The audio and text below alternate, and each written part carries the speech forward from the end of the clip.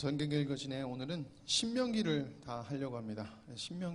지난주에 레위기를 다시 하면서 하나님의 법에 대해서 이렇게 하나님 백성의 법에 대해서 이렇게 나눴는데 이제 많이 겹치는 부분도 있고 또 신명기는 모세가 이제 출애굽한 여정을 회고하면서 다시금 율법을 이스라엘 백성들에게 다시금 명하는 부분이기 때문에 이렇게 많이 겹치고 이런 부분들이 있어서 이렇게 쭉 나가도록 하면서 나가면서 우리가 무엇을 기억해야 되는지 그 속에서 모세를 통해서 하나님께서 이스라엘 백성들이 주고자 하는 메시지가 무엇이었는지 우리에게 주는 메시지가 무엇이었는지 이렇게 한번 나누고 신명기를 마치도록 하겠습니다.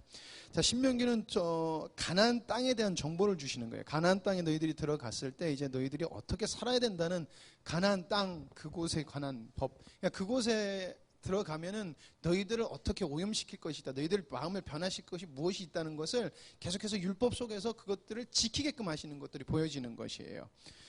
그리고 이제 또 하나 중요한 것이 모세가 신명기를 끝나면서 모세의 시대가 끝납니다. 모세가 신명기를 마지막으로 죽고 여호수아로 넘어가요. 그리고 성경도 여호수아로 넘어가거든요. 그래서 모세가 이제 고별을 설교하는 회고를 하면서 고별 설교를 하는 거예요. 이스라엘 백성들에게 자기도 가나안 땅에 지금 들어가지 못하는 심정의 그 상황에서 이스라엘 백성들이 가나안 땅을 장차 들어갈 이스라엘 백성들에게 설교하는 거예요. 그러니까 그 마음이 얼마나 간절했고 얼마나 주님 앞에서 애처로웠을까, 그리고 또 기대도 하고 있었을까, 또 그렇게 되는데 그 설교의 내용이다라는 것을 여러분들이 아시면 되겠습니다. 자, 신명기 1장에서 3장 말씀은 여정의 회고예요. 그래서 모압 평지에 있었던 이스라엘에게 이제 광야 생활을 마치고 38년 그 광야의 벌 생활을 마치고 이제 모압 평지에 있는 이스라엘에게 이제 너희들이 어떤 길을 왔다라는 것을 가르쳐 주는 거예요. 그래서 시간으로는 출애굽한 지 4년이에요. 시내산에서 모압 평지까지 가는데 2년이 걸렸기 때문에 40년 이렇게 되는 거고요. 이제부터 모세의 고별 설교가 시작되는 것입니다. 자, 신명기 1장 6절에서 8절 호렙산에서 이동하는 순간, 호렙산까지 이동하는 순간을 회고하고 있고요. 그리고 그 다음은 조직을 갖추게 된 것을 회고하고 있어요. 내가 이렇게 힘들었었는데 이대로 장인이 와서 이렇게 조직을 개편하는 것이 좋다 해서 그것을 받아들여서 이스라엘의 조직이 되는 거예요. 그래서 1000부장, 100부장, 10부장 이런 식으로 부장이 생겨서 각 장로들 생겨서 재판을 하는 것과 여러 가지 시스템이 정해지는 것을 회고하는 것입니다. 자, 그리고 1장 19절에서 45절은 시내산에서 가데스 바냐로 이동하는 것이에요. 그러니까 1년이라는 시간이 지난 다음에 우리가 가데스 바냐로 이동을 했다 하는데, 가데스 바냐에서 얘들아 무슨 일이 있었냐? 우리가 정탐꾼을 보내지 않았느냐? 그 정탐꾼에서 10명의 정탐꾼들은 부정적인 정탐 보고를 했고, 여호수아 갈렙만이 하나님이 기뻐하시고 하나님을 의지하는 보고를 했다. 그래서 우리가 10명의 말을 따랐기 때문에 10명의 그 정탐꾼들이 하나님의 백성들의 마음을 상하게 하고 하나님의 마음을 상하게 해서 어떻게 됐느냐? 우리가 38년 동안 광야 생활을 하지 않았느냐? 40년의 벌을 받았다라고 2세대들에게, 광야 2세대들에게 이야기를 하는 것입니다. 그러면서 신명기의 1장 46절에서 46절은 이제 38년 동안 우리가 이렇게 여정이 있었다라는 것을 이야기하는 것입니다. 여기까지가 어디까지냐면 모압 평지까지 오기 전의 이야기 회고를 쭉 하는 거예요. 그러니까 이제 여러분들이 지도를 이렇게 보면서 우리 같이 했듯이 출애굽 애굽 땅에서 시내산까지, 시내산에서 가데스 바냐에서 하나님께서 벌을 주셔서 광야 생활을 하고 그 다음에 어디로 모여요?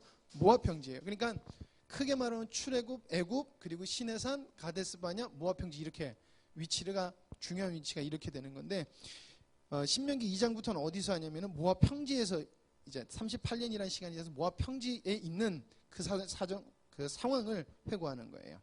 자, 그래서 우리가 하나님의 벌을 받아서 이동했다. 어디로? 모압 평지. 모압 평지가 요단 동편으로 이동했다라는 것이에요.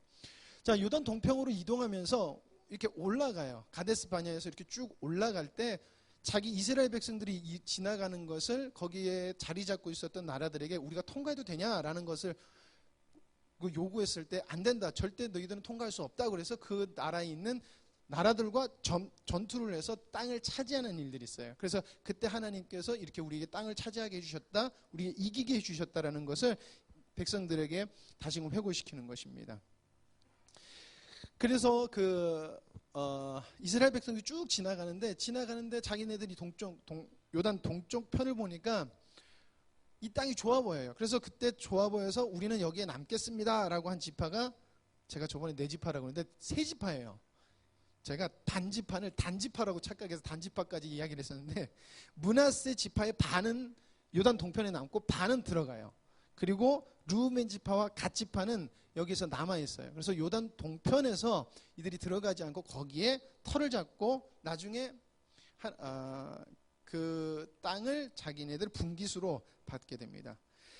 그리고 거기 이제 요단 동편 모압 평지에 이르러서 드디어 모세에서 여호수아로 이제 후계자가 임명이 되는, 그러니까 세대가 지도자가 교체되는 사건이 일어납니다. 그리고 마지막으로 모세가 신명기 3장에서 뭐라고 얘기하면 요단을 건너지 못하는 자기, 그리고 그 출애굽 1세대들에 대한 이야기를 쭉 회고를 합니다. 이렇게 해서 쭉 자기네들이 어떻게 모압 평지까지 왔다라는 것을 이야기하고 있어요.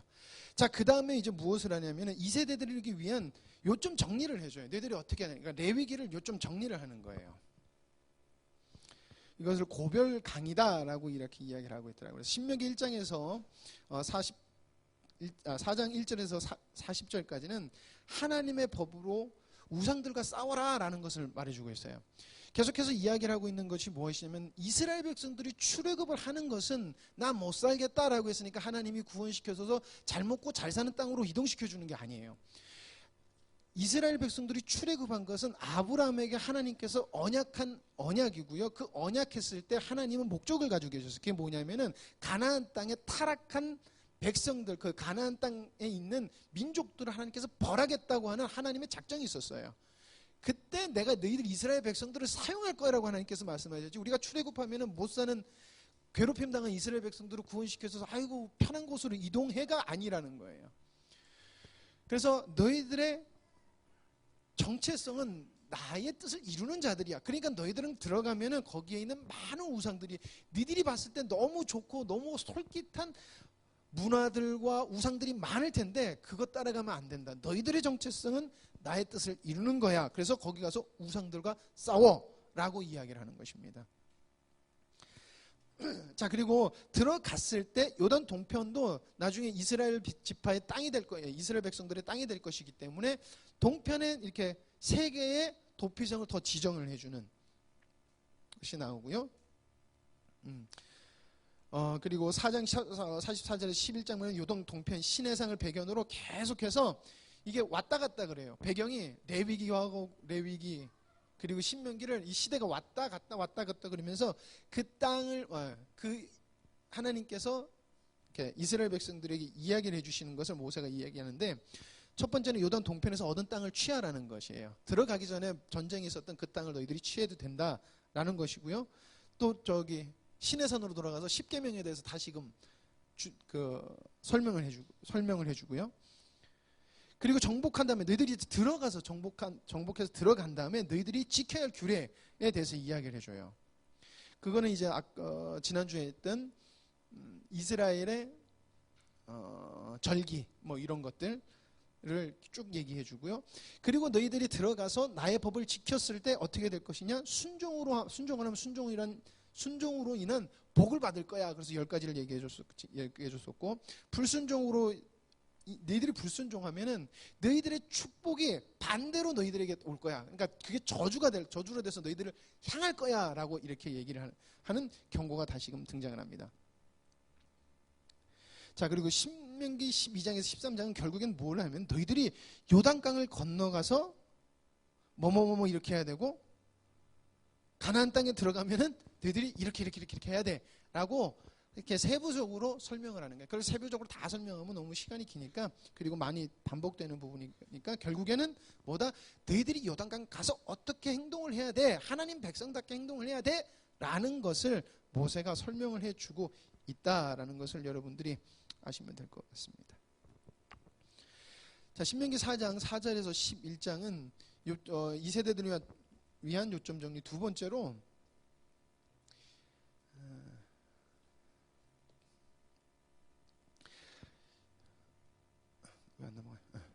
12장에서 13장은 우상숭배 금지예요.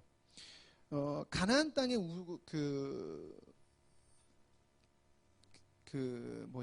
종교는 굉장히 우리가 상상하는 것보다 굉장히 음란하고, 그리고 그러니까 인간으로서 살 수 없는 굉장히 나쁜 이런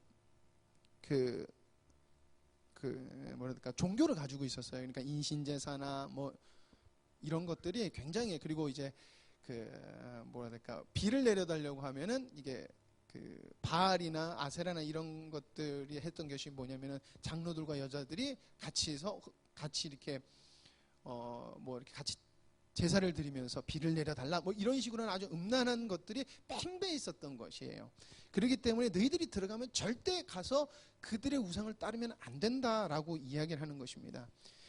따르면 안 될 뿐만 아니라 그들의 종교 문화를 정복해서 너희들이 그곳에서 하나님의 대표적인 하나님 나라의 백성의 본보기가 되는, 본이 되는 나라를 세우라는 것이 이스라엘 백성이라는 거예요. 이스라엘 백성의 하나님께서 이스라엘 백성에게 작정하신 거예요. 그래서 들어가면은 정복하라, 그냥 땅만 정복하는 것이 아니라 거기 있는 모든 것을 정복해라 라는 것입니다. 그리고 아까 얘기했듯이 가나안 심판이 내가 너희들에게 준 사명이다라는 거예요. 그래서 반드시 들어가면은 다 진멸해서 내어 쫓아야 되는 것이에요. 그리고 들어가서 결국에는 이 땅에 참된 왕이 누구시냐라는 것을 너희들이 나를 통하여서, 나의 능력을 통하여서 그곳에서 승리한 후 그것을 선포해라. 그래서 하나님 나라의, 이 땅에서의 하나님 나라의 표본이 되라 라는 것을 모세가 이스라엘 백성들에게 말해주는 것입니다. 자, 그리고 이제 들어가면 너희들이 어떻게 해야 되느냐라는 것을 아는데, 여러 가지 이제 생길 일에 대해서 모세가 세부적으로 이야기를 해주는데, 그건 뭐냐면 금지된 애도법이에요. 이건 뭐냐면은 우리나라도 애도법이라는 게 있잖아요. 우리나라도 누가 돌아가시면은 애도하는 풍습이 있는데, 이스라엘 백성에도 이스라엘 백성에게 그 풍습이 있는데, 그것을 너희들의 문화를 지키지 거기 들어가면 그들의 문화를 따르지 말라는 거예요. 왜냐하면 그들의 애도 문화는 누구 거 우상의 문화를 따랐기 때문에 그렇게 하지 마라라고 하나님께서 애도 금지, 그들에 들어갔을 때 애도법을 금지하시고요. 그리고 또 들어가서 애들 게 먹고 마시는 거잖아요. 그래서 정한 것, 부정한 것, 그것이 무엇인지 다시금 상기시켜 주는 것이에요. 그리고 11조에 관한 법을, 11조에 관한 것을 말씀해 주시고요. 그리고 빚을 면제받는 것에 관한 법을 주시고, 종을 대우하는 법에 대해서 가르쳐 주세요. 그래서 지난주에 신년, 안식 이런 걸 우리가 쭉 배웠잖아요. 그거에 대해서 다시금 상기시켜 주시는 거예요. 그리고 처음 난 것에 대한 거, 처음 난 것은 하나님의 것이다라는 것이었고요. 절기는 바로 예수 그리스도께서 이 땅에 오셔서 하실 사역에 관한 것들, 하나님의 사랑에 관한, 하나님께서 예수 그리스도를 통하여서 이루실 하나님의 사랑들, 하나님의 뜻들을 그 절기 속에 담아서 이스라엘들이 지키게 하는 거, 그걸 하셨고요.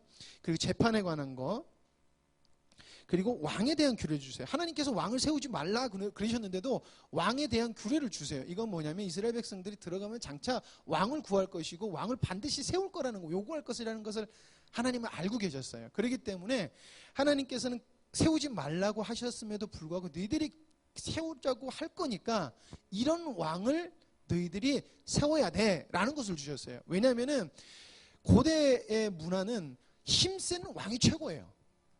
싸움 잘하고 리더 있고 이런 왕이 최고기 때문에, 자기네들을 지켜줄 힘 있는 왕이 최고기 때문에 이스라엘 백성들도 당연히 그렇게 세울 거라는 걸 하나님께서 알고 계셨어요. 그러나 하나님이 원하시는 것은 하나님의 대리 통치자로서 하나님을 사랑하는 자를 원하셨다는 거예요. 사울 왕이 처음에는 하나님의 사랑과 하나님의 뜻대로 했었지만 나중에 어떻게 돼요? 이방 나라의 왕들과 똑같은 모습으로 이 사람이 바뀌어가요. 그러니까 어떻게 돼요? 하나님 앞에서 버림을 받고 하나님의 마음에 합한 누구를 세우세요? 다윗을 세우게 되는 거예요. 다윗은 어떻게 해요?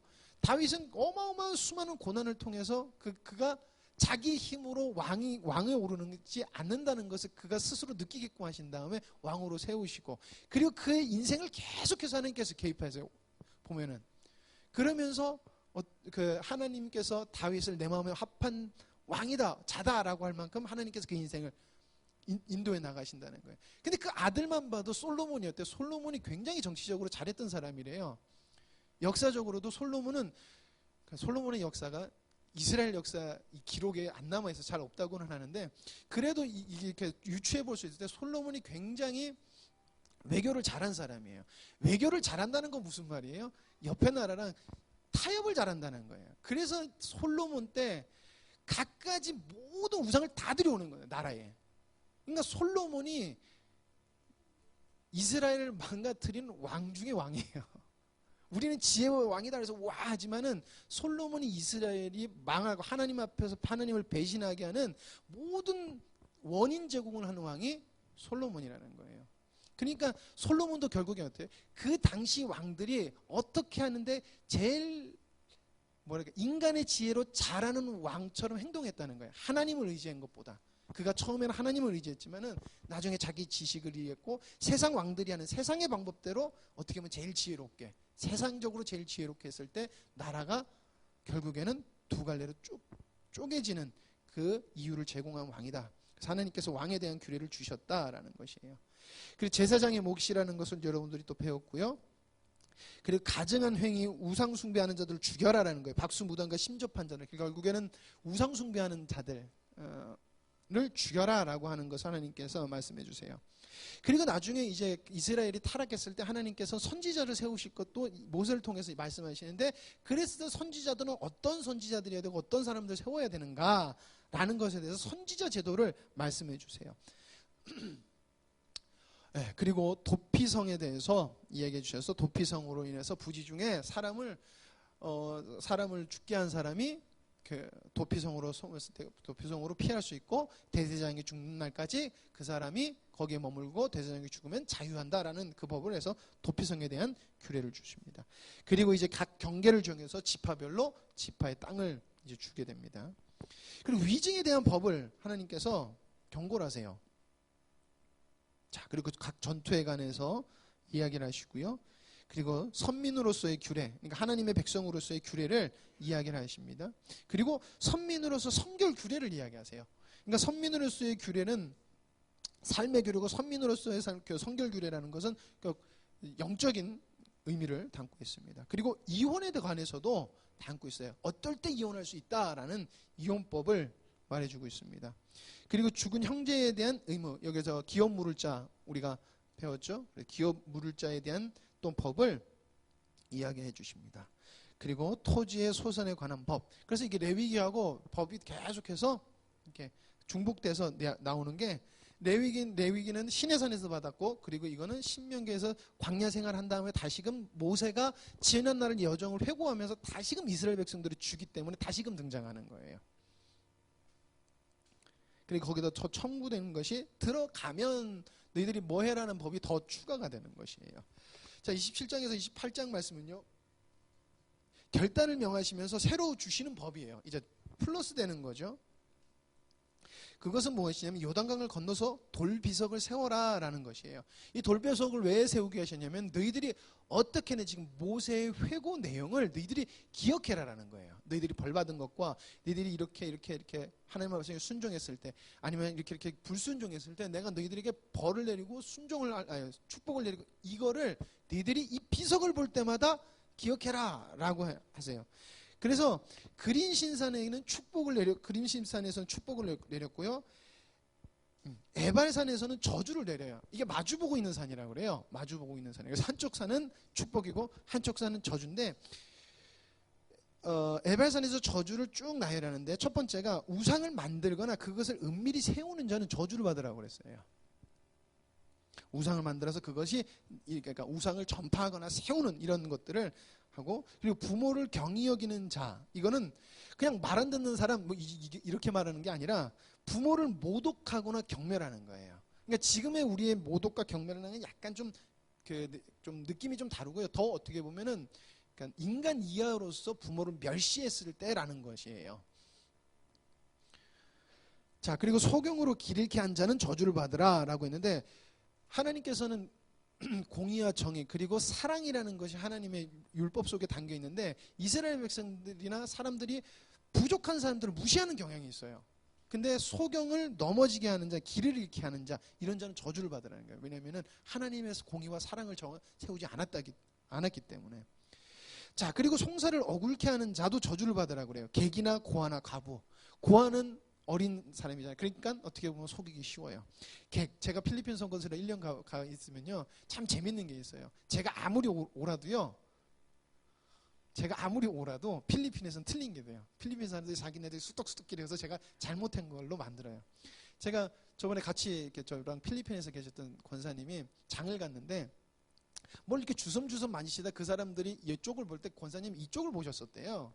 그 주섬주섬 이렇게 뭐가 좋은 것이 있는지 만졌는데 갑자기 옆에 있는 사람이 너 왜 물건 훔쳐? 그러고 막 필리핀 사람들이 막 화를 내더래요. 그래서 권사님이 황당해서 나 안 훔쳤다 그랬더니 아니 훔쳤대요. 훔쳤다고 너 방금 내가 봤대 훔쳤다. 그래서 권사님이 화가 나가지고 야 보라. 그럼 자기 가방을 싹 뒤지고 자기 그 권사님 성격이 화끈하시거든요. 다 빼가지고 보여줘. 나 안 훔쳤잖아. 그랬더니 지들끼리 쏙 훔쳤는데 어디라 빼돌렸을 거야. 막 그러더래요. 그러니까 결정적인 증거가 나와도 우리가 외국 사람들한테는 좀 좋게 안 보잖아요. 그러니까 그때 권사님이 그랬대. 내가 교회 권사야 그랬대요. 한국말로. 그땐가는 영어로 하시다가 내가 화가 나셔서 내가 교회 권사야. 내가 도둑질을 해. 그리고 오셨대요. 우리가 객은 저도 그래요. 이렇게 우리나라도 이렇게 외국인들이 지나가면 그 사람들한테 공평하게 대화 안 하잖아요. 그렇죠? 근데 하나님은 그거 원하시지 않는다는 거예요. 모든 사람에게 동일하게 해라. 고아 너희들이 무시할 수 있지만 그들이 소외되고 굴부면 안 돼라는 거예요. 그래서 이스라엘에서 나중에 법 중에는 고아들과 과부들에게 대한 돈을 헌금을 하는 것도 있었어요. 구제하라는 것들. 그리고 아까 희년제도도 보면 희년제도 때 자연적으로 자라는 건 다 누구예요? 이 사람들의 것이에요. 소외된 자들 것. 이게 하나님의 그 마음이 들어가 있는 법이다라는 것이죠. 그리고 계모, 짐승, 배다른 가족, 장모와 동침하는 자들. 그러니까 하나님이 원하시지 않는 행위를 한 자들, 음란한 행위를 한 자들은 이건 죽여라라고 이야기를 하세요. 저주를 받는 건 죽여라라고 얘기를 하십니다.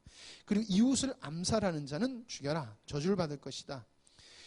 무죄한 자를 죽이려고 뇌물을 받는 자도 죽이라는 거예요. 그러니까 한마디로 킬러도 죽여라는 거예요. 자, 그리고 재밌는 게 이 율법을 말씀을 실행하지 않는 자들은 죽이라는 거예요. 그러니까 이 말씀 듣고 순종 안 하는 게 아니라 이 말씀을 행해야 되는데 그거를 정의나 여러 가지 때문에 실행을 안 하는 사람도 저주를 받아서 그 사람도 죽여라 라고 이야기를 하셔요. 그러니까 철저하게 하나님 나라의 백성으로서 그곳에서 너희들이 살아야 된다는 것을 하나님께서 다시 모세를 통해서 말씀하시는 거예요. 자, 그리고 결국엔 그거예요. 순종은 축복이고 불순종은 저주다라는 것을 다시금 상기시키세요. 예. 자, 마지막으로 29장에서 34장을 보면요. 갱신하고 전환이 나와요. 제가 오늘 좀 빨리 하는 것은 계속해서 반복했기 때문에 조금 빨리 나가는 것입니다. 자, 모압 땅에서 언약을 언약하세요. 그래서 나중에 보면은 여호수아서 들어가면 여호수아 계속 여호수아만 얘기하고 있어요. 여호수아로 넘어가면 여호수아에서 첫 번째로 등장하는 사건이 뭐냐면 이스라엘 백성들이요 할례를 해요. 할례를 하는 사건이 발생돼요. 할례라는 것이 무엇이에요? 하나님의 백성이라는 것을 몸에 표시를 하는 거예요. 근데 정복하러 가야 되는데 지금 할례를 하는 거예요. 그러면 하나님 앞에 철저하게 갱신하는 것을 이스라엘 백성이 실행하고 여호수아가 이제 이스라엘 백성들을 데리고 들어가는 장면을 여호수아에서 첫 번째로 보여줘요. 근데 그것을 언제 얘기하냐면 요거의 연장선상이다라는 것을 여러분들이 또 이렇게 보시면은 더 이해가 잘 될 거예요. 시내 산에서 언약은 1세대예요. 근데 모압 평지에서의 언약은 누구의 언약이다? 2세대들의 언약, 2세대들과의 언약을 하시는 거예요. 이게 다 포함된 것 같지만은 그렇지 않고 1세대들, 2세대들도 어떻게 보면 출애굽하면서 다시금 받긴 했지만은 하나님께서는 1세대들이 모두 죽은 다음에 2세대들하고 다시금 언약을 하세요. 자, 그리고 31장 1절에서 8절에 후임자 여호수아를 세웁니다.